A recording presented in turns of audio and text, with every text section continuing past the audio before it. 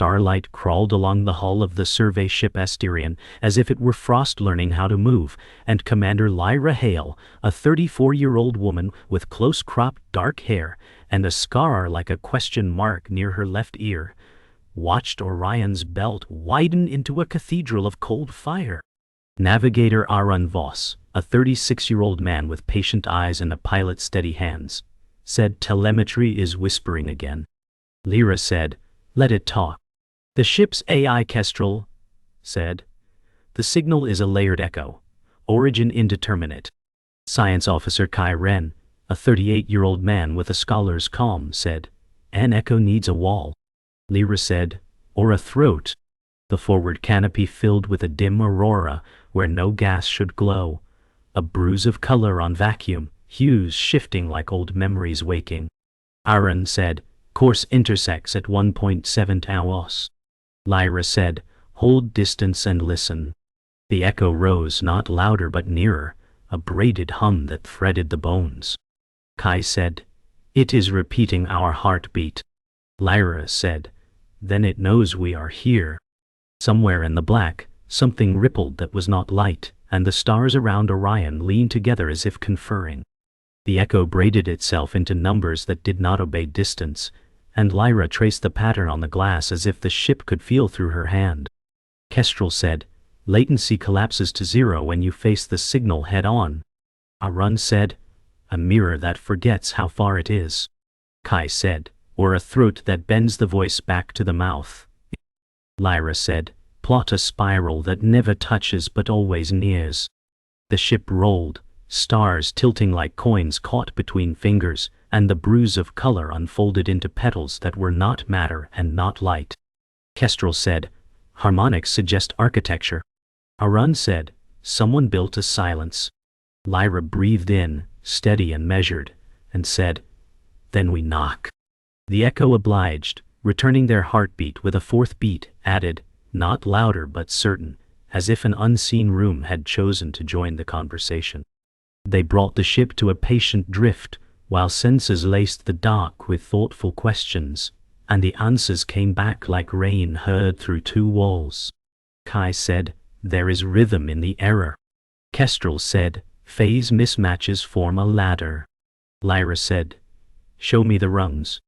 A ghostly scaffold resolved, a geometry of beats and pauses, tuned to something older than their math.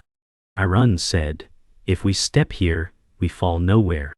Lyra said, then we learn how to stand where nowhere thinks we cannot. The hull creaked, an honest sound in a dishonest sky, and Lyra felt the ache of distance inside her sternum. She said, record the ache. Kestrel said, file created. In the canopy a distant star winked out, then back, a shutter blink that took too long to belong to physics. Aaron said, we are not alone in the listening.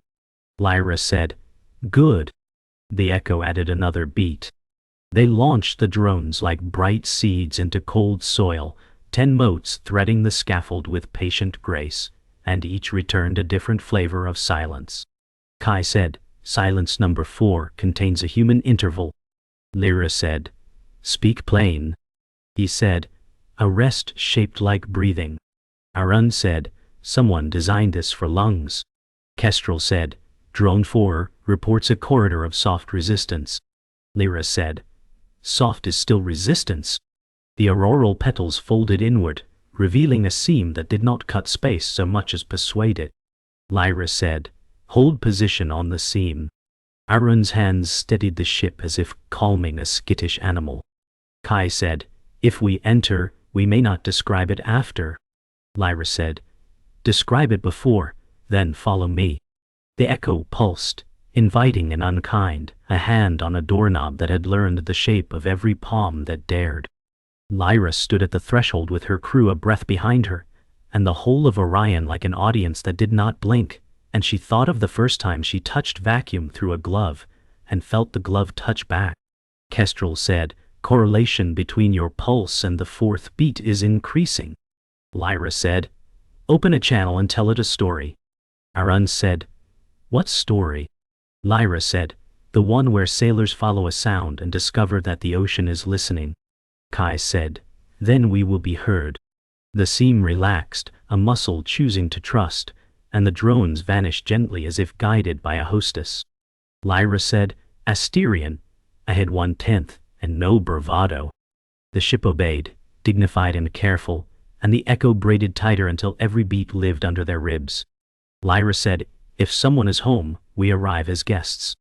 The air inside the derelict observation deck was thin and metallic, every breath carrying the ghost of ionized particles drifting from ruptured conduits. Captain Ilaris stood at the shattered viewport, staring into the silent brilliance of the Orion Nebula. She said, "It's not just wreckage, something moved through here."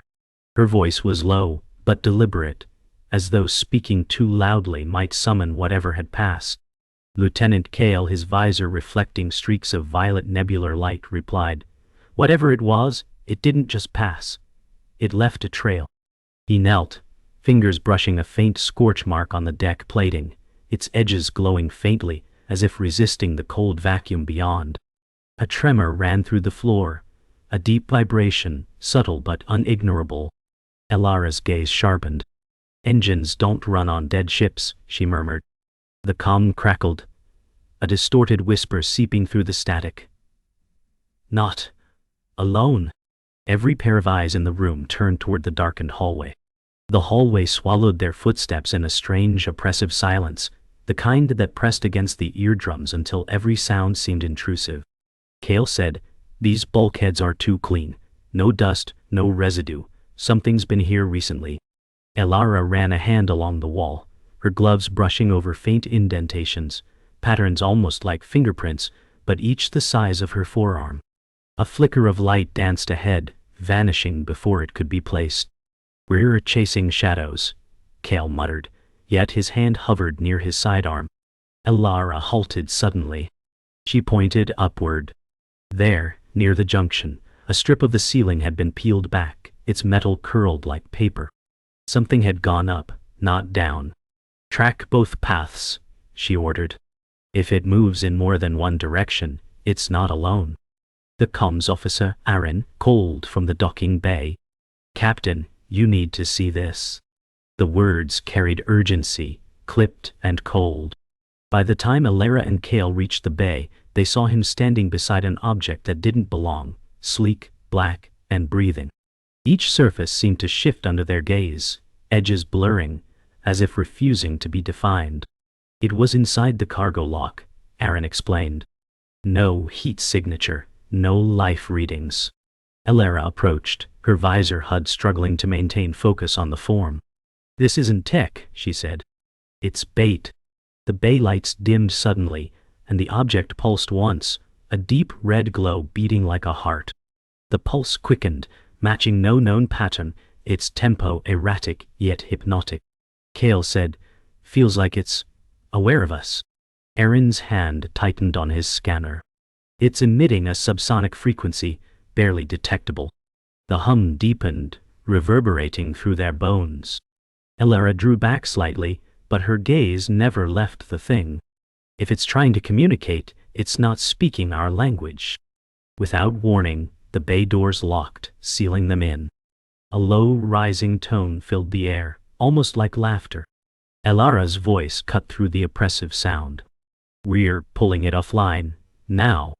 But as Kale reached for his disruptor, the red glow flared bright enough to cast their shadows across the far wall. The flare collapsed in on itself, the object's surface rippling like liquid before freezing into a mirrored sphere. In its reflection, Elara saw not themselves, but an image of the ship from the outside, drifting into the heart of the nebula. Kale's breath hitched. "That's impossible, we're not moving." The reflection shifted again, showing a vast, shadowed shape trailing them. Its outline was too massive to belong to any known vessel.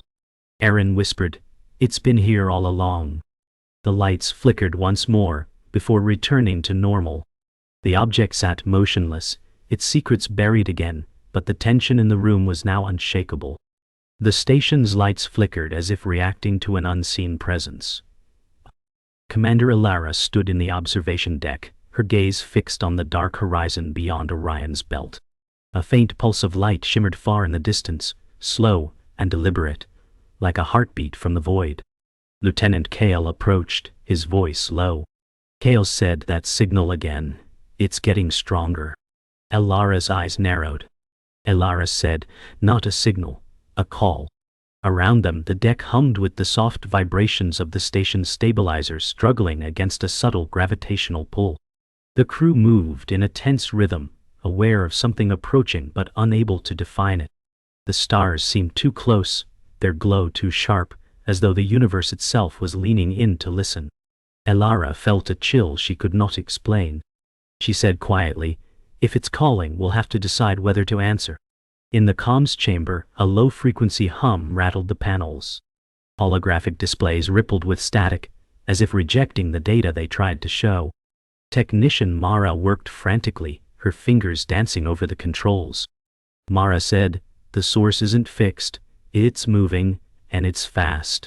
Kale leaned in, his jaw tightening. Kale said toward us. Mara hesitated, glancing at Elara, who had just entered. Elara said, plot its trajectory. Silence fell, except for the soft whine of the processors.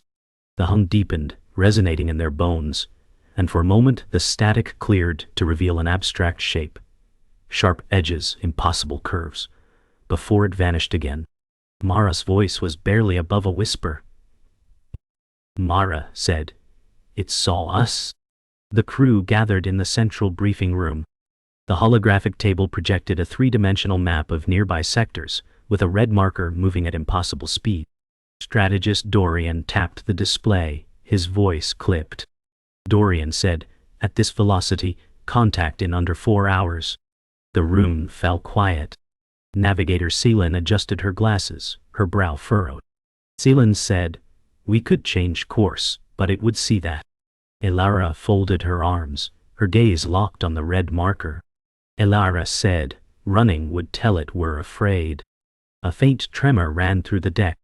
Overhead lights dimmed briefly, and the marker jumped closer on the display.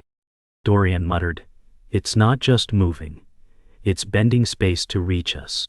In the auxiliary hangar, maintenance crews worked under a wash of amber light, preparing scout drones for launch.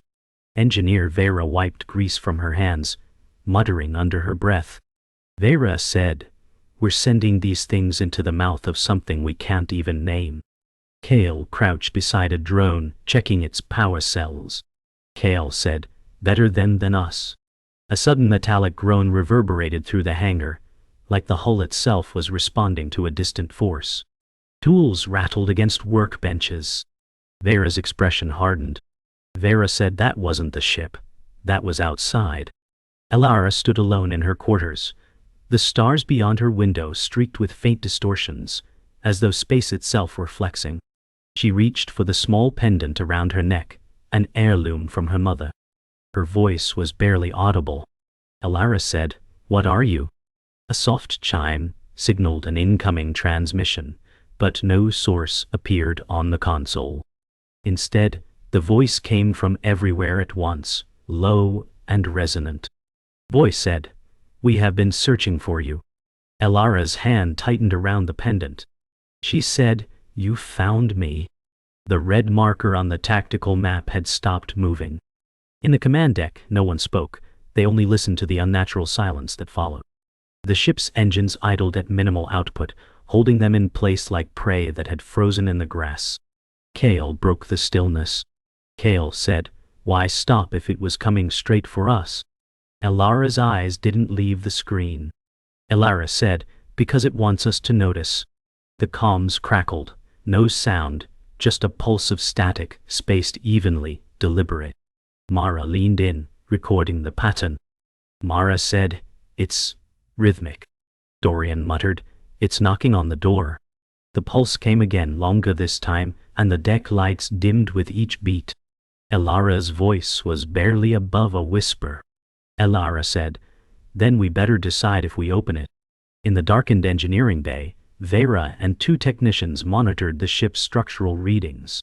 A faint shiver ran through the hull plating, the kind that no turbulence could explain. Vera glanced at the monitor showing the ship's external sensors, empty blackness, no stars in that direction, as though something had swallowed the light. Technician Soren swallowed hard. Soren said, "The void's expanding." Vera said, "No, something's covering it." The reading spiked, a deep metallic groan echoing through the bay. The lights overhead swayed as if gravity itself had shifted. Vera's voice was low, steady.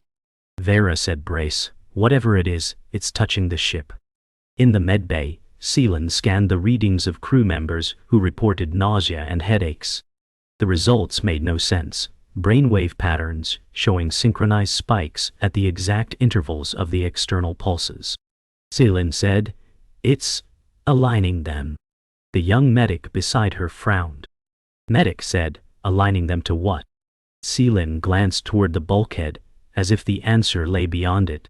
Seelan said to it. The ship trembled, subtle but unmistakable. From somewhere far down the corridor, a low hum began to build, the same rhythm as the pulses, only now it had a tone. Alien, melodic, almost coaxing. Elara stood at the sealed airlock, her breath steady despite the weight pressing against her chest. The hum had grown into a deep resonance that seemed to vibrate through her bones. She touched the console, and the inner door cycled open to reveal the transparent barrier of the outer hatch. Beyond it, the void shimmered faintly, as if something massive yet invisible shifted in the dark. Kale's voice came over comms. Kale said, "Commander, if you open that hatch..." Elara cut him off. Elara said, "I just want to see it." The shimmer intensified, coalescing into a shape her mind refused to hold, every detail slipping away as soon as she tried to fix on it. The moment the hum ceased, the ship felt heavier, as though released from a long, slow inhale. In the command deck, Mara reported in. Mara said, "External contact lost." But before relief could settle, every console lit up at once with a cascade of alien symbols, shapes and lines that no one recognized but all instinctively understood as a message. Dorian's voice was tight. Dorian said, "It's not done with us." Elara's gaze swept the room, locking eyes with each officer in turn. Elara said, "Then we're not done either." Outside in the endless black, a faint red light blinked once, then vanished. The corridors of Deck C smelled faintly of ozone and hot metal, as if the air itself had been scorched. Elara moved slowly, her boots silent on the composite flooring. The ship's emergency lights washed everything in a low crimson glow, painting the walls like arteries. Kale followed a few steps behind, eyes darting to every flicker. Kale said, "You feel it too, don't you?" Elara didn't look back. Elara said, "Like the air is waiting for something." They turned a corner and froze. Ahead, a section of wall rippled, not like heat haze, but as if reality itself was bending inward. A faint whisper, layered and overlapping, seeped into their ears. Kale's hand went to his sidearm. Kale said, "I don't think we're supposed to be here." Elara replied, "Then we are exactly where we should be." In the mess hall, Mara and Dorian studied the alien symbols stored from the last contact. The holographic display spun slowly, each line and curve glowing faintly, almost breathing. Dorian said, "These aren't just symbols. They're instructions." Mara narrowed her eyes. Mara said, "Instructions for what?" He leaned in, tracing a sequence with his finger. Dorian said, "For us." A subtle vibration rattled the cups and trays still scattered from the crew's abandoned meal. The lights above dimmed, replaced by a faint directional glow, pointing toward the aft. Mara whispered, "It's guiding us." Dorian's voice was grim. Dorian said, "Or hurting us." Seelan's medbay had grown too quiet. She stood over a crewman whose brainwave patterns had stabilized into the alien pulse rhythm. Seelan said, "He's in sync." The medic at her side shook his head. Medic said, "With what?" Before she could answer, the crewman's eyes opened. They were clouded, irises faintly glowing red. His voice was calm, unfamiliar. Crewman said, "It's waiting for you." Seelan took a step back, heart pounding. Seelan said, "Who is it?" The man blinked slowly. Crewman said, "Not who. Where? Then his gaze shifted toward the aft, same as the glowing path in the mess hall. Vera stood in the aft maintenance bay, surrounded by the deep thrum of the ship's reactors. The glow from the coolant lines pulsed faintly, matching the alien rhythm. She touched the steel wall. It was warm. Vera said, "It's bleeding into the ship." Soren stepped forward cautiously. Soren said, "What happens if it reaches the core?" She didn't answer, only stared at the massive reactor chamber doors. Slowly, they began to unlock, without any command from her console. The seals hissed, metal plates shifting apart. Vera said, "Step back." The doors inched open, revealing darkness so deep it seemed to absorb the light spilling toward it. Elara arrived at the aft bay to find the doors half open, and her crew gathered at a distance. Beyond the gap, something moved. A shifting silhouette that didn't obey perspective, too large yet somehow fitting in the space. It pulsed with the rhythm, and with each beat, the crew felt their own hearts stutter in time. Kale said, "We can still seal it." Elara's voice was low. Elara said, "No. If it wants us, we see it on our terms." She stepped forward, the light from the bay casting her shadow into the impossible dark, where it stretched and warped until it no longer looked like her.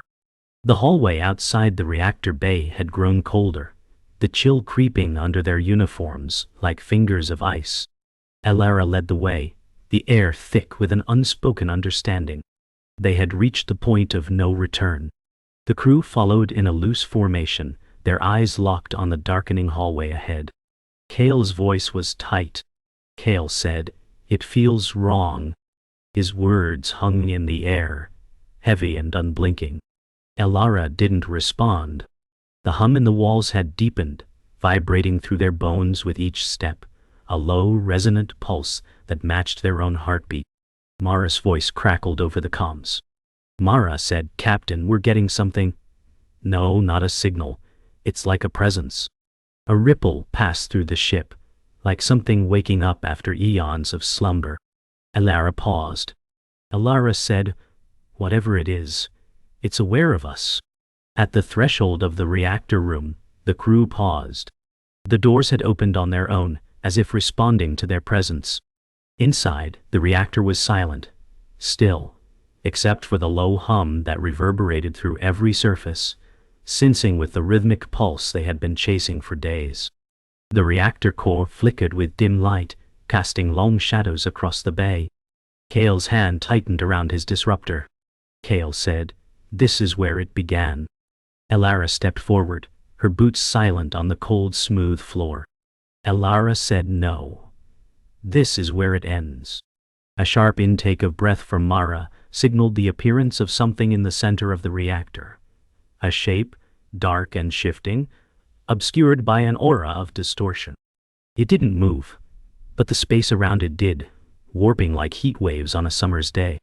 The shape in the center of the room flickered once, then became clearer, a mass of shifting darkness that pulsed with an unnatural glow. It wasn't alive, but it wasn't dead either. Elara took another step forward, her voice cutting through the thick silence.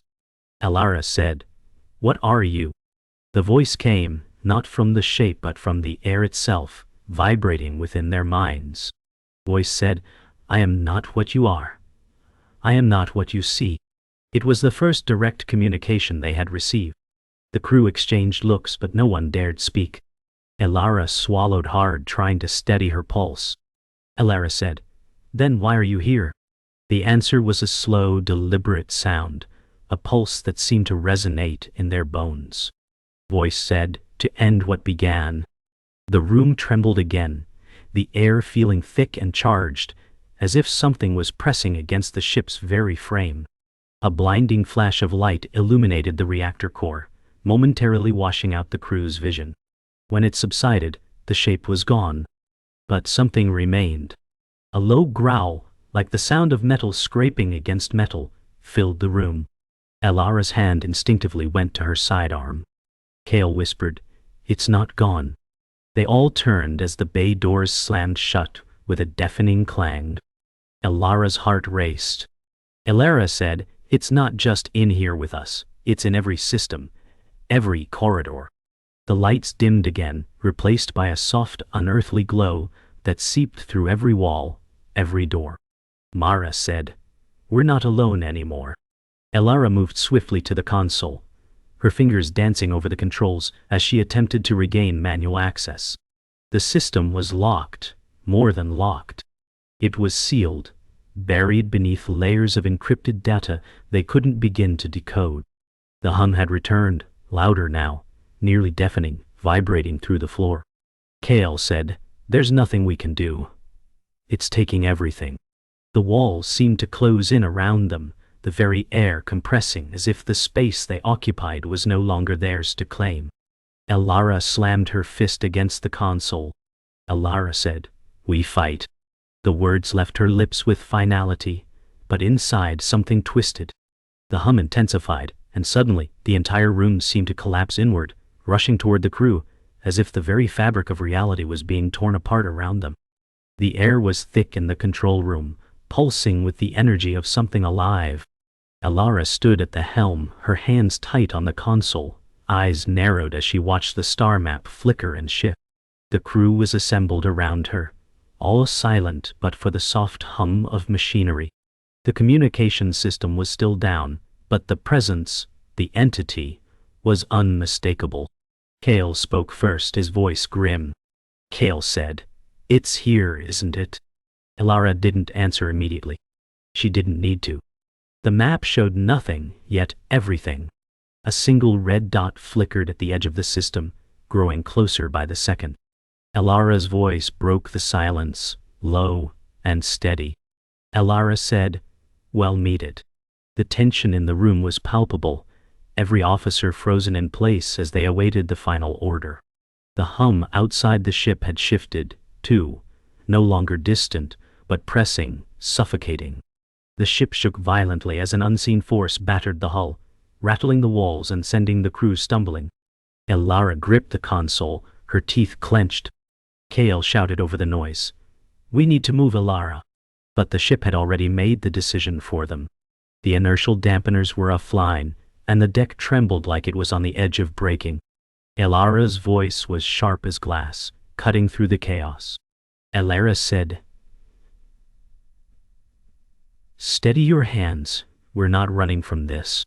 Her command echoed through the ship like a challenge to the unseen force outside. The red dot on the map grew brighter, its proximity closer than ever before.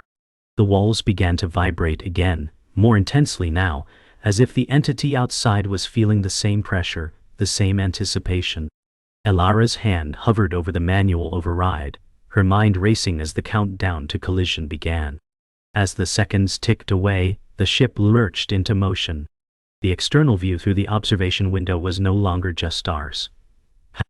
Something vast, something impossibly large, loomed outside, its form a shifting blur.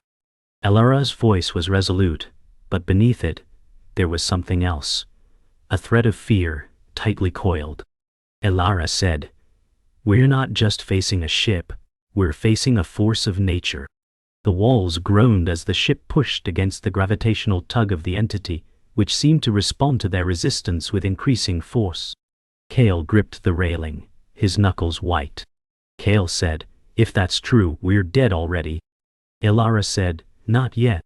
The entity outside pulsed again, sending a wave of energy through the ship. The crew held their breath, bracing for impact.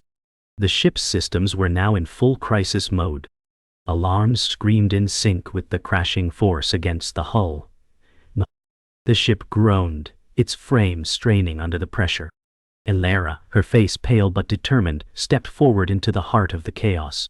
She knew they didn't have much time. The red dot on the star map was no longer just a blip. It had engulfed the entire screen. Kale's voice trembled as he spoke, desperation creeping in. Kale said, "It's too much, Elara. We can't survive this." Elara said nothing at first. She turned to him, her voice calm but cutting through the tension like a blade. Elara said, "We don't need to survive. We need to know what it is." Her eyes were steady, unwavering. We need to see it. The ship lurched again, this time with a deep, resonant groan. Something outside was pushing them toward the heart of the nebula, as though the entity had chosen its moment. The final moments felt as though they stretched into infinity. The ship was no longer a vessel, but a leaf caught in a storm. Elara stood at the helm, her fingers trembling as she grasped the controls. The entity was upon them now, enveloping the ship in a cocoon of energy. The view outside was gone, replaced by swirling lights and a darkness so deep it felt like a living thing. Gale whispered, "What is it?" The voice came again, echoing through the ship, resonating within their minds. The voice said, "I am what you were, and what you will be." Elara closed her eyes for a moment, feeling the weight of it, the truth she had always feared. Elara said, "Then we are ready." The energy around them peaked, and for a single moment, everything went still.